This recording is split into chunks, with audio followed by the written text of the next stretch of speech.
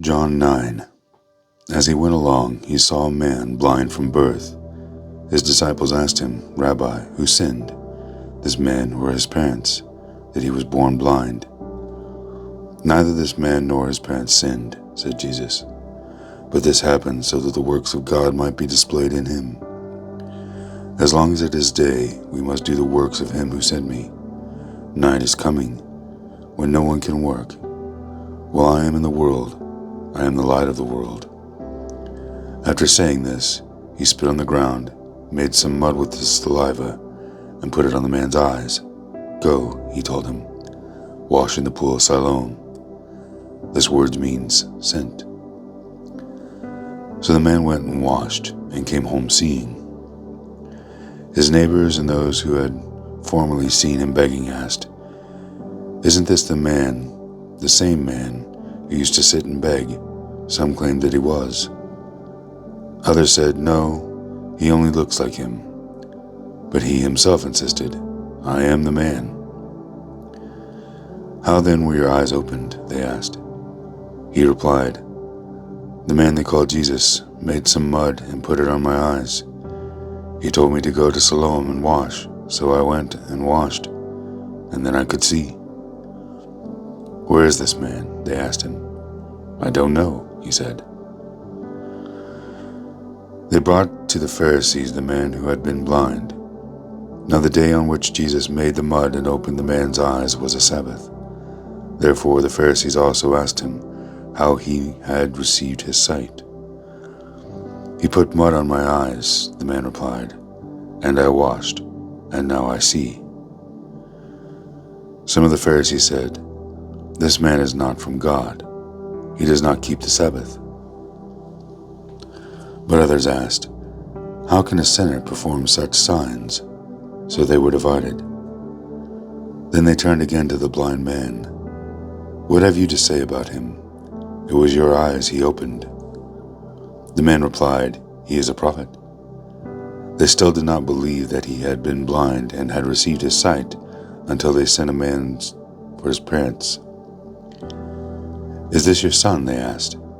"Is this the one you say was born blind? How is it that now he can see?" "We know he is our son," the parents answered, "and we know he was born blind. But how he can see now, or who opened his eyes, we don't know. Ask him. He is of age. He will speak for himself." His parents said this because they were afraid of the Jewish leaders, who already had decided anyone who acknowledged that Jesus was the Messiah would be put out of the synagogue. That is why his parents said, "He is of age. Ask him."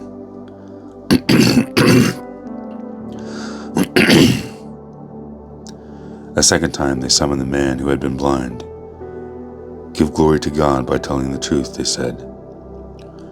"We know this man is a sinner."